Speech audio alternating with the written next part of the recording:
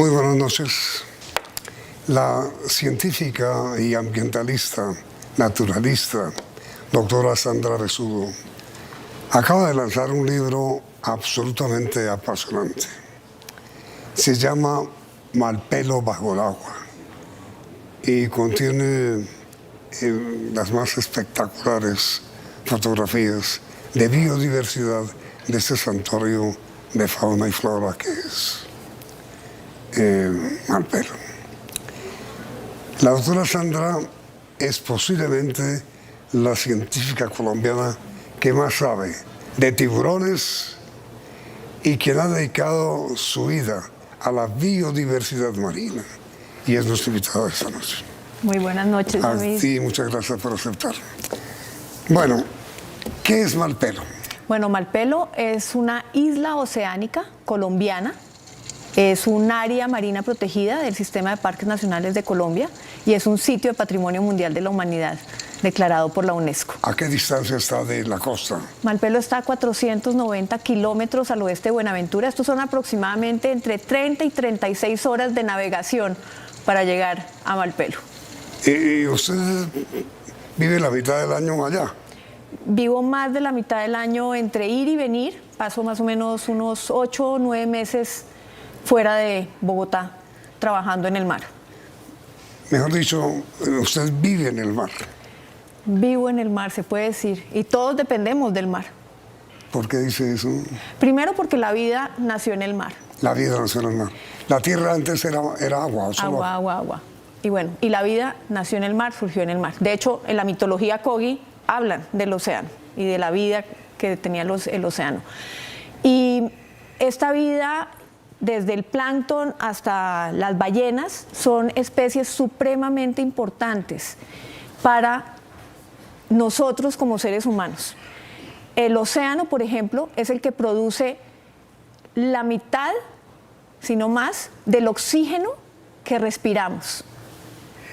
O sea, el océano y esos ecosistemas son fundamentales para, no solamente para lo que respiramos, sino también para todo lo que nos trae, todos esos beneficios, todos esos servicios ambientales que nos ofrece el océano y el mar. Arrecifes de coral, con una cantidad de biodiversidad, pues son ecosistemas importantísimos para la productividad y pues el mar también es un sitio de descanso, es un sitio de turismo, es un sitio pues realmente maravilloso. Pero el agua es tan importante, primero, porque sin agua no se puede vivir. Sin agua no vivimos. Segundo, porque somos parte, somos agua. Somos agua. Tercero, porque las 3/4 partes del planeta son agua. Así es. ¿Usted ha visto algún tiburón de frente? Claro, permanentemente estoy viendo tiburones y cada vez que estoy bajo el agua lo único que espero es encontrarme con una de estas maravillosas criaturas. ¿No atacan? No, yo nunca en más de 30 años que llevo buceando, mucho más de 30 años que llevo buceando, he estado con muchísimas especies de tiburón. ¿Los toca? No los toco porque uno cuando bucea pues no debe tocar a los animales, uno debe respetar. Uno no toca, uno mira, observa. Pues es mejor no tocar, para no invadir. ¿Se molestan? Pues hay unos que seguramente se asustan y se van. Ah, se asustan. Claro, se asustan, es que los tiburones le tienen miedo al humano. Así como nosotros le tenemos miedo a ellos también nos tienen miedo a nosotros. Y por eso ese contacto respetuoso en que yo observo, yo te miro, yo te conozco, pero no te toco, no te agredo, no te persigo, pues es igual. Pero cuando se acerca... Nada, él viene así y cuando llega a cierta... se alejan, o sea, se dan media vuelta. Esas son mis experiencias con los tiburones. Se acerca a mirarla. Pues se acercan a ver qué soy yo, pero finalmente después se dan cuenta que no soy nada interesante para ellos, simplemente se van, muchas veces se van muertos del susto. Pero no es lo que uno cree, que el tiburón ataca. No. O sea, en el planeta hay aproximadamente 450 especies diferentes de tiburones y rayas, que son peces cartilaginosos, son peces que están hechos de cartílago. Y dentro de estas especies de tiburones hay unas que unas 5 o 7 potencialmente peligrosas para el ser humano. Y cuando digo potencialmente peligrosas es porque son especies que cuando hemos oído de ataques de tiburón a personas, que es realmente muy poquitos ataques de tiburón a la gente frente a otros accidentes, por ejemplo por picada de abejas, etcétera, etcétera, pues esto depende de nuestro comportamiento en el mar. Por ejemplo, y depende de las especies. Hay especies, por ejemplo, como el tiburón blanco, que no tenemos en nuestros mares en Colombia, que es un tiburón que se alimenta generalmente de leones marinos, focas, que son animales muy rápidos. Entonces ellos desde abajo ven el león marino y lo que hacen es que por sorpresa lo tienen que agarrar. Y por eso un surfista, un bañista que está nadando, pues para ellos es una presa y por ende, pues obviamente ese ataque generalmente pero no es para mortal. Todos. No todos los tiburones reaccionan, ¿Y cómo se alimentan de esa manera. ¿Y cómo sabe usted? Conociendo su biodiversidad de cada país, conociendo la biodiversidad que en cada país existe. No, pero digo, ¿cómo sabe un buzo si el tiburón ataca o no ataca? Pues a mí nunca, y depende mucho nuevamente del comportamiento. Los buzos nos hemos dado cuenta que los tiburones no atacan, y cada vez más los buzos están buscando sitios donde se puedan ver los tiburones, porque es realmente una de las experiencias más maravillosas que existen. ¿Están en peligro de extinción? Hay muchas especies de tiburones que están en peligro crítico de extinción. Es el caso, por ejemplo, de nuestro tiburón martillo, el emblema pues, de este santuario de Malpelo. El tiburón martillo es una especie altamente amenazada, es una especie altamente migratoria, es decir, que ellos no solamente viven alrededor de la isla de Malpelo, sino que se mueven hacia otras islas del Pacífico Oriental Tropical. Por ejemplo, van a las Islas Galápagos, que le pertenecen al Ecuador, o la isla El Coco de Costa Rica. Y ellos, por ejemplo, utilizan estas islas, también viajan hacia la costa pacífica colombiana. Por ejemplo, la costa pacífica colombiana es el área de crianza de estos tiburones martillo que vemos en Malpelo. Entonces, cuando queremos proteger una especie o queremos proteger un grupo de animales, pues tenemos que proteger no solamente los sitios, los sitios donde viven, sino también sus migraciones y los sitios donde van a tener crías. ¿Y por qué se llama tiburón martillo? Por la forma de la cabeza, que parece que fuera un martillo. ¿Y por qué es distinto a los demás? Porque los otros tiburones tienen, por ejemplo, la punta más, pues son como puntudos, no tienen la cabeza en forma de martillo. ¿El tiburón tiene dientes? Los tiburones tienen dientes y dependiendo los dientes, tienen su forma de alimento. Ahora hay unos que tienen esas barbas. No, las barbas son en los mamíferos marinos, en las ballenas. Ah.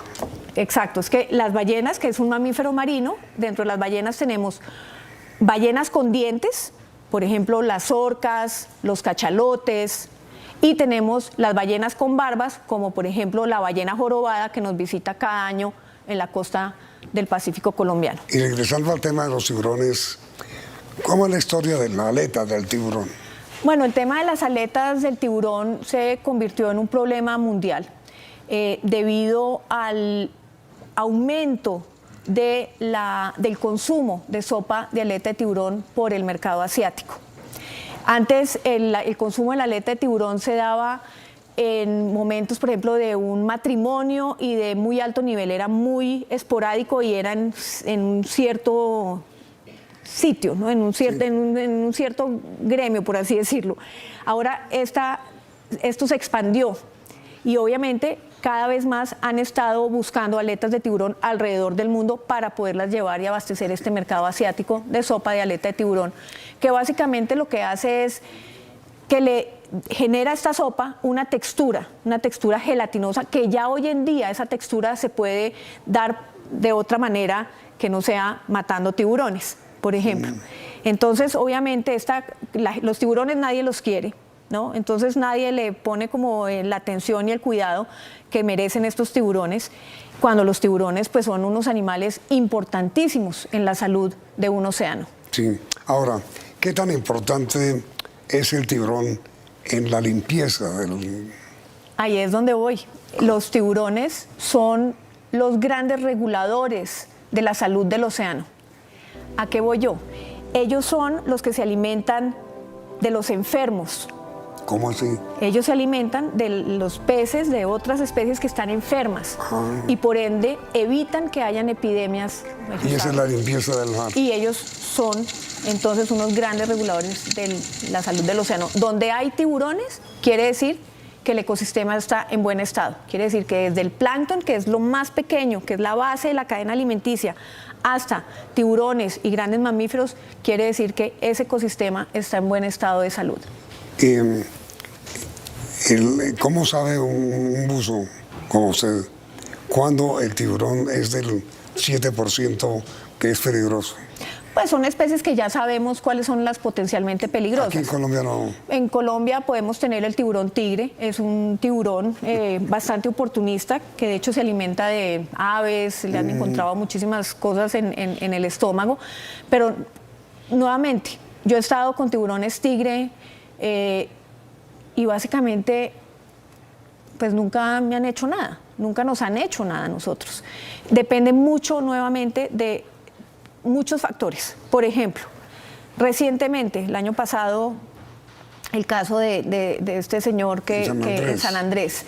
Eso básicamente, el problema se generó debido a que un restaurante aledaño a esa zona de bañistas estaba botando carcasas o estaba limpiando el pescado cerca de esa zona y de pura casualidad había unos tiburones que estaban pasando por ahí, les llegó el olor, estaba este señor nadando, potencial presa, pues obviamente lo atacaron, ¿no es cierto? Y obviamente pues fatal. Y así sucesivamente, entonces depende mucho también del comportamiento del ser humano, de lo que hagamos, que alimentemos, que tiremos comida al agua, pues obviamente eso atrae a los animales y si además nosotros nos estamos lanzando ahí a nadar, pues obviamente pues somos una presa fácil. Entonces, así que nuestro comportamiento es fundamental. La primera conclusión es que el tiburón no es el enemigo, no es peligroso. El tiburón generalmente no es el enemigo. Es nuestro amigo en el sentido de que limpia el mar. Pues es un animal muy importante. Nuevamente, el tiburón generalmente no ataca al hombre. Generalmente no lo hace, no hacemos parte de su alimento, no hacemos parte de lo que él come. Nos tiene temor. Y bien, al contrario, nos tiene temor. Es que poderse acercar a un tiburón no es sencillo. O sea, ellos nos tienen miedo. Además, los buzos, pues, botamos burbujas. Eso también hace ruido. Entonces, ellos también, pues, dicen, ¿eso qué es?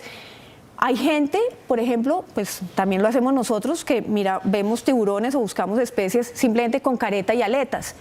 Entonces nadamos, no estamos con un equipo, digamos, en el fondo del mar, sino que estamos careteando. Entonces, mientras uno pueda ver, uno tenga su careta y pueda ver al animal qué está pasando, pues yo creo que uno puede evitarse accidentes. Ahora, después de comerciales, doctora Sandra, hablemos de las ballenas.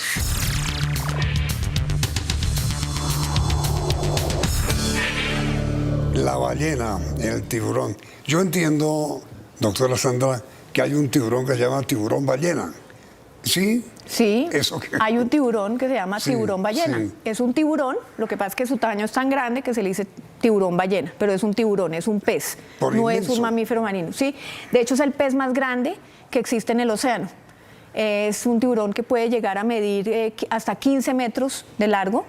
Es un tiburón maravilloso, bellísimo, mejor dicho, que genera unas oportunidades de turismo, de avistamiento, de biodiversidad del tiburón ballena. En muchos sitios en el mundo la gente va solamente porque quiere nadar con un tiburón ballena. No puede ser. Es un tiburón que se alimenta de plancton. Claro. ¿Con un tiburón ballena? Claro. ¿En serio? Claro, y son bellísimos, son hermosísimos. Y los hemos estudiado, inclusive es una de las especies que nosotros estamos estudiando con telemetría satelital y acústica, que le estamos conociendo sus migraciones y sus movimientos. Pues sí, son tranquilos, tranquilos, ellos llegan, están tranquilos, son gigantes, ahí a veces vienen y comen así plancton y a veces simplemente pasan, son unos animales maravillosos. Si la ven, no la atacan. No, se va uno detrás de ellos, o sea, todo el mundo se va detrás de ellos, todo el mundo quiere nadar alrededor de ellos. Es una cosa realmente maravillosa, de verdad. ¿Los ha tocado? Pues me ha tocado tocarlos, sí, porque ellos a veces han venido muy, muy cerca. O sea, esto es un milagro. Cuando a uno se le aparece un tiburón ballena, esto es ¿Y se dejan acariciar? Se pueden acariciar, pero nuevamente, no debemos tocarlos. Hacerlo.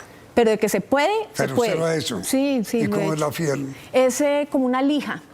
Es como una lija, sí, la piel del tiburón es como una lija, no es como la del delfín, que es suavecita, que es así como esta mesa, no. Es más bien como una lijita, como una lija. El tiburón es un pez. ¿Y la ballena? Es un mamífero marino. Ah, es un mamífero. Sí, es un mamífero marino, como nosotros mamíferos, solo que están debajo del agua. Hablemos de la ballena. Entonces, las ballenas mamíferos marinos, tenemos dos tipos de mamíferos. Tenemos los mamíferos marinos con dientes o las ballenas con dientes, que son como, por ejemplo, barbas. No, esos son los que tienen dientes, son los que tienen las orcas, los cachalotes, Moby Dick. Esa es una ballena con dientes. La orca. La orca. Y están las ballenas, como la ballena jorobada, que tienen barbas. Son unas barbas, son unos dientes que se les dicen barbas, pero básicamente lo que ellos hacen con esas barbas es filtrar su alimento. ¿Qué tan peligrosa es una ballena? No, cero. Nada. Cero. Lo único es que hay que saber que ellas, por ejemplo, a veces pueden hacer unos saltos pues pueden saltar. Y saltan ya sea para divertirse o saltan para quitarse parásitos. Y si nosotros hacemos una observación, o sea, fuimos a buscar ballenas y no hacemos respetuosamente mantener nuestra distancia de la ballena, porque si ella salta, pues evitar que nos caiga encima, por ejemplo, ¿no? Aunque ellas son muy cuidadosas, pero hay que saber, hay que ser responsable, Y básicamente la observación de ballenas en el mundo trae una economía muy importante para las comunidades que trabajan en la observación de ballenas, pero hay que hacerlo de manera responsable. Pues aquí en Colombia el caso de Nuquí. Por ejemplo, es una zona maravillosa, o sea, Bahía Málaga, Nuquí, Vallasolano, o sea, nuestra costa pacífica en la época que llegan a visitarnos las ballenas jorobadas que vienen desde la Antártica, pues es una maravilla. Vienen desde la Antártida, sí, pero es un recorrido inmenso. Inmenso, es tal vez la segunda o la tercera migración más grande que hay en el mundo animal. Las ballenas jorobadas que visitan a Colombia vienen desde la Antártica. Allá en la Antártica se alimentan porque es zona donde hay muchísimo krill, pero vienen a nuestras aguas cálidas, para reproducirse, para parearse y para tener a sus crías. Sí. Y lo hacen cada año, entre los meses de junio a noviembre. Y se devuelven a la Antártica. Hay ballenas y ballenos, claro. Claro, hay ballenas y ballenos y ballenaticos, que son los bebés. ¿Y son peligrosas? No, para nada. Es que son animales imponentes, son animales pues, de 20 metros, son animales realmente muy grandes, pero son bellísimos. Comparado con un edificio, ¿cuántos pisos tendría? Uy, pues no sé, depende de la ballena. Pero son grandes, son pues, animales de 20 metros, imagínate, 17 metros, son animales bastante grandes. Ahora, se ha descubierto, por ejemplo, la importancia de las ballenas en los ecosistemas marinos también. Cuando ellas defecan, todos esos nutrientes llegan a los fondos marinos y son los que generan la alimentación desde las profundidades hacia arriba. No puede ser. Capturan carbono. La naturaleza. La naturaleza es perfecta. Y ballenas y ballenos, por llamarlo de alguna manera, ¿viven juntos en la Antártida? Claro, ¿así? Viven juntos, machos y hembras viven juntos y viajan juntos. ¿Y por qué tienen que subir hasta Colombia para apearse? Seguramente las condiciones cálidas les son más favorables, así como hay migraciones que se van a algún sitio de los ñus, en el África o en otros sitios que hay migraciones, pues así es la vida, así usan esas zonas para cumplir algún momento de su ciclo de vida. A usted, Sandra, ¿qué es lo que más le ha impresionado del mar? A mí la verdad es que todo me impresiona. A mí yo me logro emocionar desde lo más chiquito, cuando logro ver el plancton, por ejemplo, en un microscopio, las formas que tienen, o el macroplancton, que es simplemente plancton que sí podemos ver con nuestros ojos, las formas, la bioluminiscencia ver la bioluminiscencia es maravilloso, pero ver también comportamientos como sitios en el mar que son estaciones de limpieza. Entonces son unos peces mariposa, por ejemplo, los peces ángeles, que revolotean ahí, y los tiburones y otras especies llegan porque saben que ellos los van a limpiar y les van a quitar sus parásitos. No, y eso se llama una estación de limpieza, porque los animales también se tienen que limpiar. Realmente ahí todo me emociona, pero de pronto uno de los momentos más increíbles de mi vida debajo del agua fue cuando pude ver con vida un tiburón que solamente se conocía muerto, que era el Odontaspis ferox, o es el Odontaspis ferox. Es un tiburón cosmopolita que está en todos los mares del mundo, pero no se había visto con vida. Y a mí me tocó filmarlo por primera vez con vida, un tiburón de las profundidades que vino a unos 30, 40 metros de profundidad. Estaba con una amiga mía que de hecho es Sandra Henao, tocaya, y a las dos nos tocó ver este animal de 4 metros, una hembra embarazada, parecía un bus, y nunca lo había visto, y simplemente de verlo pude filmarlo porque existe una filmación de ese momento, y realmente fue maravilloso. Y ahí quise estudiarlo, conocerlo más, y finalmente, utilizando telemetría satelital y acústica, pudimos ver sus migraciones, las profundidades a las que llegan. Más de 2.000 metros de profundidad con aguas de 2.4 grados centígrados. Son unos animales increíbles. Ahora, lo que es absolutamente doloroso, supongo, para usted, es confirmar y comprobar cómo el ser humano ataca al mar, es decir, lo llena de plástico, lo llena de basura. Es triste, pero es así, desafortunadamente, y esto es un mensaje que creo que es muy importante para el mundo, pero obviamente para Colombia. Nosotros debemos cuidar nuestro medio ambiente, debemos cuidar nuestra biodiversidad, y tenemos que ser responsables y respetuosos con eso.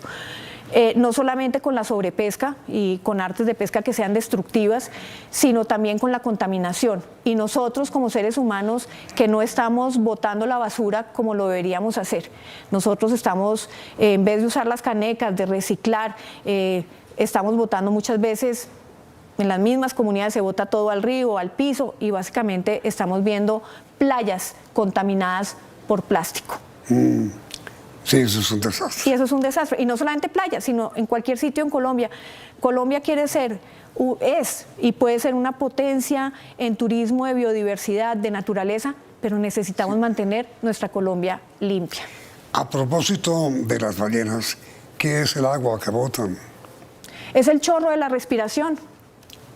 Los mamíferos marinos, las ballenas, necesitan salir a respirar. Aunque pueden pasar mucho tiempo y varias horas a veces bajo el agua, ellas cogen el aire Las ballenas cogen el aire como nosotros respiramos aire en la superficie, bajan, pueden permanecer bastante tiempo bajo el agua, pero necesitan volver a subir para volver a respirar. Y ese soplo es la respiración de cuando botan esa agua que pudo haber quedado. Oxígeno. Para coger el aire, el oxígeno que hay en el aire. ¿Y hasta cuánto tiempo pueden estar sin oxígeno? Depende la especie. Por ejemplo, la ballena jorobada aproximadamente son 17, 20 minutos bajo el agua. Eso es lo que hemos visto, por ejemplo, en los momentos Tiene que salir. Y a veces pueden durar horas.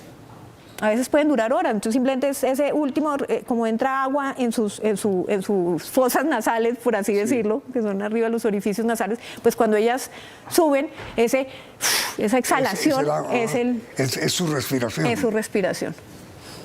Absolutamente maravilloso la naturaleza. Es bellísimo. Así que no hay nada más maravilloso, yo creo que para un ser humano, y de volverse a conectar consigo mismo, que pudiendo pasar tiempo con la naturaleza, y ojalá respetando la biodiversidad, porque al fin y al cabo nosotros somos parte de la biodiversidad del planeta. Ha sido muy grato oírla y tenerla aquí con nuestra invitada. Muchas gracias. Yamil, muchas gracias a ustedes. Si la gente quisiera conocer más de usted y de sus experiencias, de lo que sabe, de lo que conoce, ¿qué podría hacer?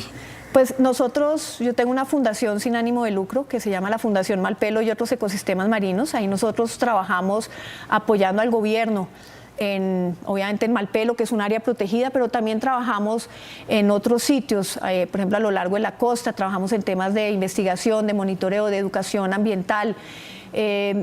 apoyamos todos los temas de vigilancia y control contra la pesca ilegal. En fin, son muchos los programas que hacemos y capacitamos gente también como jardineros de coral para restaurar barreras coralinas, sembrar mangle, en fin.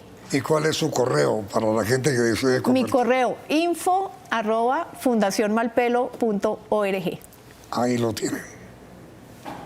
Gracias por su Yamil, visita. muchísimas gracias. A usted muy amable, Sandra.